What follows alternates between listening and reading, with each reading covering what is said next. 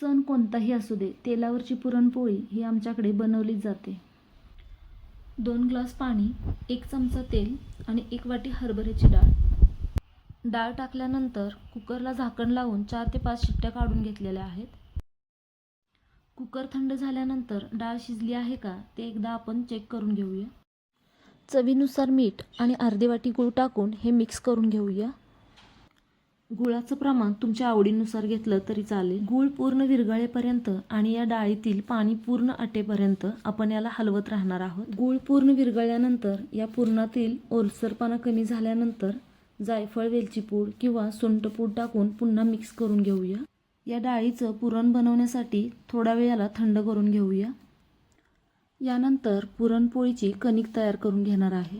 2 वाट्या गव्हाचे पीठ, अर्धी वाटी मैदा, चवीनुसार मीठ टाकून याची कणिक मळून घेऊया.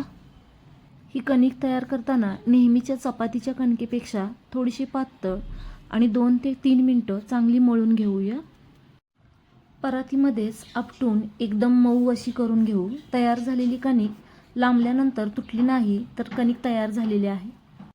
कणिक आणि पुरण हे दोन्ही परफेक्ट झालं तर पुरणपोळ्या एकदम छान होतात.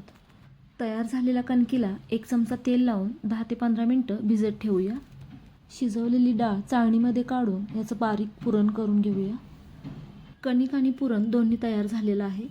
यानंतर पोळ्या लाटायला सुरुवात करूया. तव्याच्या मागच्या बाजूला तेल लावून पोळपाटाने लाटणे यालाही तेल लावून घेऊया. कणिक आणि पुरण दोन्ही एकसारखे तेवढ्याच प्रमाणात घेऊन याचा उंडा करून घेऊया. तेलावरची पुरणपोळी म्हटलं की बऱ्याच जणांना वाटतं की भरपूर तेल लागतं, पण असं काही नाही. एकदा का सुरुवात केली की लाटताना एकदा तेल लावलं की त्यावरच होतं. पुरण भरून याचा गोल गोळा करून घेऊ.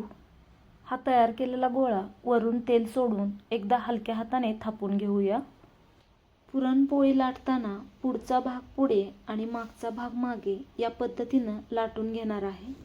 वरच्या बाजूला तेल लावून एकदाच पलटून ही पुरणपोळी लाटून घेऊया. लाटून तयार झालेली पुरणपोळी लाटण्याला तेल लावून तव्यावर भाजून घेऊया.